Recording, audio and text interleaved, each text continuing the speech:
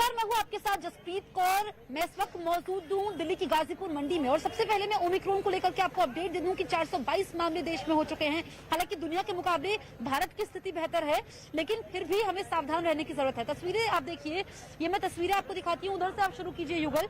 देखिए, मास्क नहीं है, अधिकतर लोगों के चेहरे पर मास्क नहीं है। अजीब सी बेफिक्री है। यहाँ पर जो खरीदार पहुंच रहे हैं, अधिकतर के चेहरे पर मास्क नहीं है। कुछ लोगों से भी हम बातचीत करने की कोशिश करेंगे। आपने मास्क नहीं लगाया? मास्क नहीं लगाया आपने? मास्क ऊपर रखा हुआ है मैडम। आपको पता है ओमिक्रॉन वेरिएंट है? जी पता है। आपको पता है दुनिया के कई देशों में लॉकडाउन लग चुका है, भारत में आप मास्क लगा लीजिए। जी जा रहा हूँ। तो देखिए, लोगों को पता है कि ओमिक्रॉन वेरिएंट है और भारत में 422 मामले सामने आ चुके हैं, लेकिन उसके बावजूद मास्क नहीं है। पीएम मोदी ने कल कहा कि आपको मास्क लगाना है। साथ ही अब 15 साल से 18 साल तक के लोगों को वैक्सीन लगाई जाएगी। 3 जनवरी से इसकी शुरुआत होगी। अब पीछे युगल आप दिखा दीजिए भीड़ जरा। हालांकि हमारी टीम यहाँ पर सुबह से मौजूद है। आप देखिए, लोग सतर्क हो रहे हैं, मास्क लगा रहे हैं, लेकिन उधर अगर आप जाएंगे युगल, वहां आप दिखाइए तस्वीरें, तो देखिए मास्क नहीं है। ये स्थिति है। और अगर हम राजधानी दिल्ली की बात करें तो महाराष्ट्र के बाद दूसरे नंबर पर है, जब यहाँ पर केसेस ज्यादा आए हैं। और ये आप देखिए अब मास्क लगाते हुए, और सुबह से ही यही स्थिति है, क्योंकि यहाँ पर सोशल डिस्टेंसिंग तो आप भूल जाइए। लेकिन अब आप देखिए, आपको पता है ओमिक्रॉन आ चुका है, वेरिएंट है, पता है आपको कोरोना का नया? हाँ, कोरोना का तो पता है। पता है। मास्क कहाँ है आपका? मास्क जेब में बेटे, ग्राहक से बात। तो लोगों को ये बोल रहे हैं पता है, लेकिन मास्क लगाना नहीं चाहते हैं। और दूसरी तरफ अगर हम भारत की बात करें तो महाराष्ट्र के बाद दिल्ली में केसेस हैं। देखिए, जश्न मनाने पर रोक है। कल क्रिसमस था, एक साथ एकत्रित होने पर रोक थी। अब नए साल का लोग जश्न नहीं मना पाएंगे, लेकिन उसके बावजूद जो तमाम नियम दिल्ली सरकार ने बनाए हैं, उसकी यहाँ पर अनदेखी हो रही है। अब एक बार हम फिर से दुकानदार से भी बातचीत करने की कोशिश करते हैं, क्योंकि कई लोग बात नहीं कर रहे। आपको पता है ओमिक्रॉन वेरिएंट है?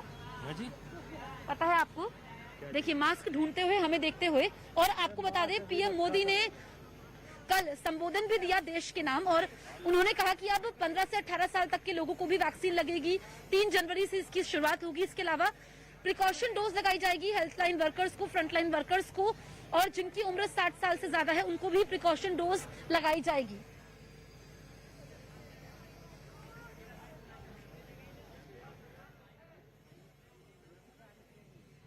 साथियों,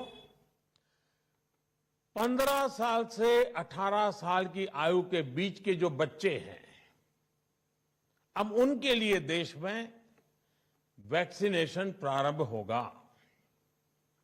2022 में 3 जनवरी को सोमवार के दिन से इसकी शुरुआत की जाएगी। ये फैसला कोरोना के खिलाफ देश की लड़ाई को तो मजबूत करेगा ही, स्कूल कॉलेजों में जा रहे हमारे बच्चों की और उनके माता पिता की चिंता भी कम करेगा। तो देखिए, पीएम मोदी ने यहाँ पर कल देश के नाम संबोधन दिया है। उन्होंने प्रिकॉशन वैक्सीन की भी बात की है, क्योंकि अब जिनकी उम्र 60 साल से ज्यादा है उनको ये वैक्सीन लगाई जाएगी। इसके अलावा तमाम जो हेल्थलाइन वर्कर्स हैं, फ्रंटलाइन वर्कर्स हैं, जो दिन रात लोगों की सेवा में अभी भी जुटे हुए हैं, उनकी पीएम मोदी ने तारीफ की और इस वैक्सीन के बारे में जानकारी दी।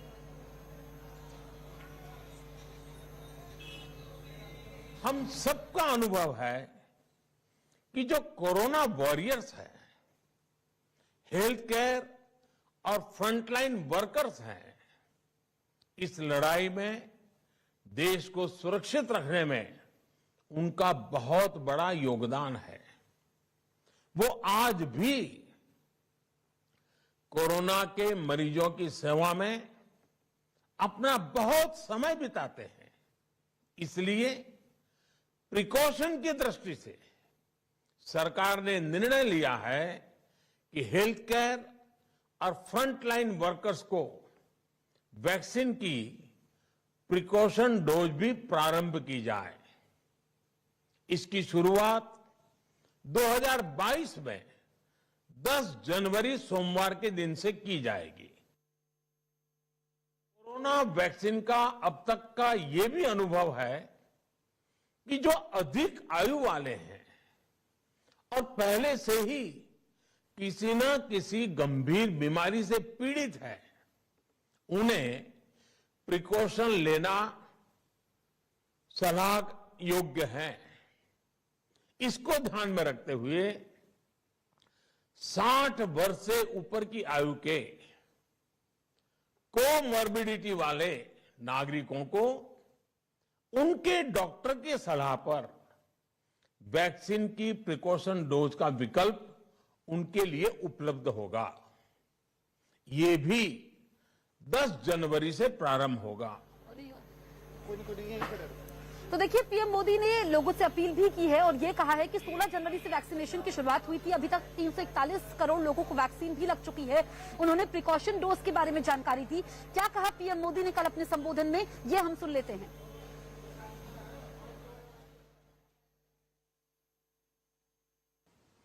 दुनिया के कई देशों में कोरोना के नए वेरिएंट ओमिक्रॉन की वजह से संक्रमण बढ़ रहा है। भारत में भी कई लोगों के ओमिक्रॉन से संक्रमित होने का पता चला है। मैं आप सभी से आग्रह करूंगा कि पैनिक न करें। हां, सावधान रहें, सतर्क रहें, मास्क उसका भरपूर उपयोग करें और हाथों को थोड़ी थोड़ी देर पर धुलना, इन बातों को हमें भूलना नहीं है। और देखिए, महाराष्ट्र के स्वास्थ्य मंत्री ने भी पीएम मोदी के फैसले का स्वागत किया है। उन्होंने ये भी कहा कि जो उनकी मांगे रखी गई थी पीएम के सामने, उसको भी पीएम मोदी ने स्वीकार किया। ऐसे में उनको धन्यवाद कहा है। प्रधानमंत्री श्री नरेंद्र मोदी जी ने जो देश को संबोधित करते हुए खास तौर पर वैक्सीनेशन के बारे में जो बात कही है, उसका हम तहे दिल से स्वागत करते हैं।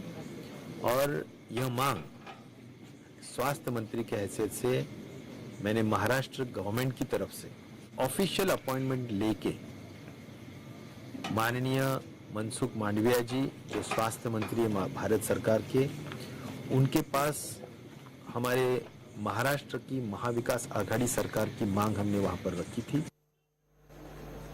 तो देखिए, कल पीएम मोदी ने देश के नाम संबोधन दिया। प्रिकॉशन डोज की उन्होंने बात की। इसके अलावा उन्होंने ये कहा कि 15 से 18 साल के लोगों को भी अब वैक्सीन दी जाएगी। इसका डॉक्टरों ने भी स्वागत किया है। क्या कहा डॉक्टरों ने पीएम मोदी के संबोधन पर, यह हम सुन लेते हैं।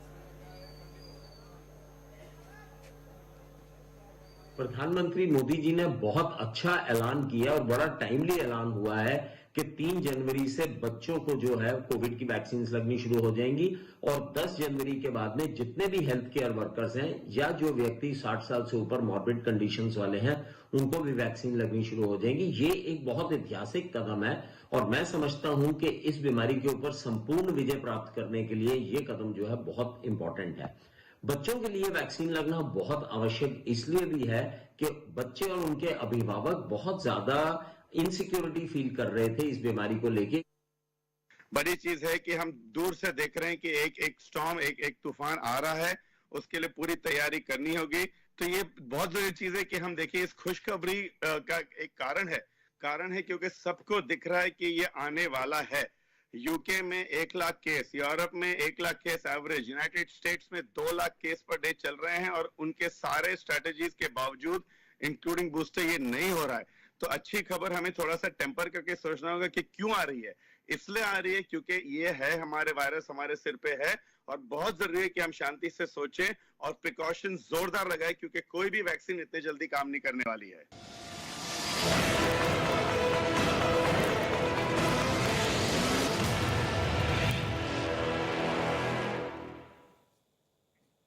यूपी के सीएम योगी आदित्यनाथ कल गाजियाबाद में बीजेपी की जन विश्वास यात्रा में शामिल हुए। न्यूज 18 से एक्सक्लूसिव बातचीत में योगी आदित्यनाथ ने कहा कि वो राष्ट्र विरोधियों के लिए हमेशा ही खतरा रहे हैं और रहेंगे भी, चाहे सत्ता में हो या फिर मठ में।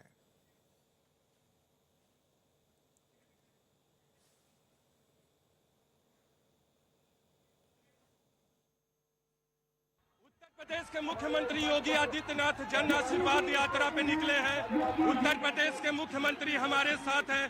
योगी जी, नेटवर्क 18 पे आपका स्वागत है। इस यात्रा का इस यात्रा का संदेश क्या है? डबल इंजन की सरकार ने 5 वर्ष के दौरान प्रदेश के अंदर जो कुछ किया है, अपनी इन उपलब्धियों को लेकर के हम जनता जनार्दन की अदालत में जा रहे हैं।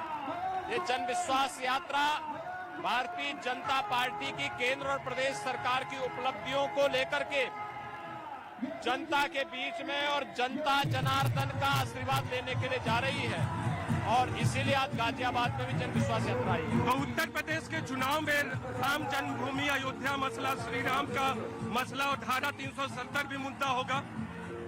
देखिए, भाजपा ने जो कहा था सो करके दिखाया है, हम जो कहेंगे सो करके दिखाएंगे।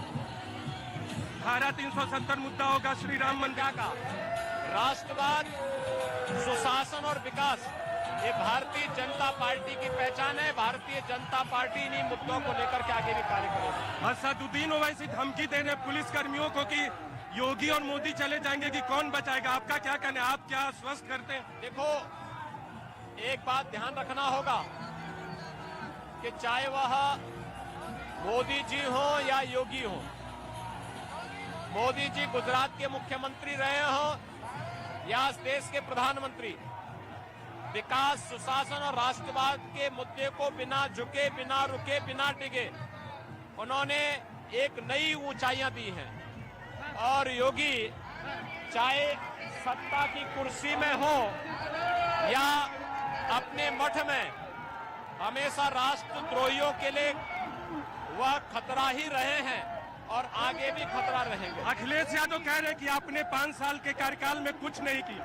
ये जनसैलाब बता रहा है किया है या नहीं किया। प्रियंका गांधी कह रहे हैं कि अयोध्या में भूमि घोटाला हुआ है और उनके पास बहनें हैं। प्रियंका गांधी जिन्होंने खानदानी भूमाफिया के रूप में देश की अकूत संपत्ति को हड़पा हो, उन लोगों से इससे अच्छे बयान की उम्मीद नहीं की जाती है। वो कह रहे हैं उनके पास बहनें हैं, महिलाएं उनके साथ हैं। और मैंने कहा ना कि उनके कृत्यों को तो हर व्यक्ति जानता है, तंदूरी कांग्रेस को कोई भूला नहीं है।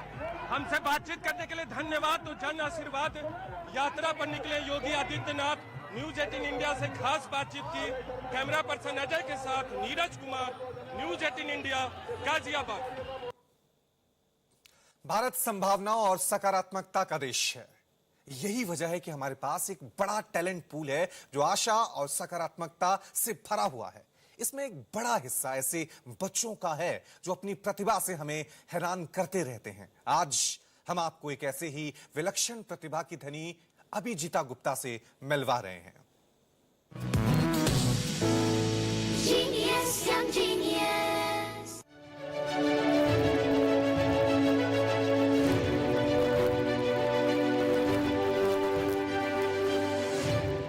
8 साल की अभिजीता गुप्ता कल्पनाओं को आकार देने में माहिर हैं। उत्तर प्रदेश के गाजियाबाद की रहने वाली अभिजीता को साल 2020 में इंटरनेशनल बुक ऑफ रिकॉर्ड्स ने सबसे कम उम्र की लेखिका के खिताब से नवाजा। वो कहानियां और कविताएं लिखती हैं। कोविड काल में उन्होंने जो महसूस किया, देखा, सुना, उसे कहानी और कविता की शक्ल दे दी। वैसे अभिजीता बड़ी होकर डॉक्टर बनना चाहती हैं। I aspire to be a doctor one day because actually my mama and nanu are doctors, and I see that they help poor people, so I want to help them. अभिजीता का परिवार मानता है कि बच्चों को उनकी दिलचस्पी के हिसाब से काम करने देना चाहिए। उनकी मां को बेटी की उपलब्धियों पर गर्व है। अपने बच्चे को कभी भी स्टॉप नहीं करना है। आप उनको सपोर्ट करिए, नो मैटर व्हाट, क्या सोसाइटी बोलेगी, क्या दूसरे पेरेंट्स बोलेंगे। साल 2021 की इंडिया बुक ऑफ रिकॉर्ड्स में अभिजीता का नाम देश की सबसे कम उम्र की लेखिका के तौर पर दर्ज है। भारत के सभी बच्चे अभिजीता की तरह खास बन सकते हैं, बशर्ते बचपन में ही उनकी प्रतिभा को पहचान कर उन्हें बढ़ावा दिया जाए।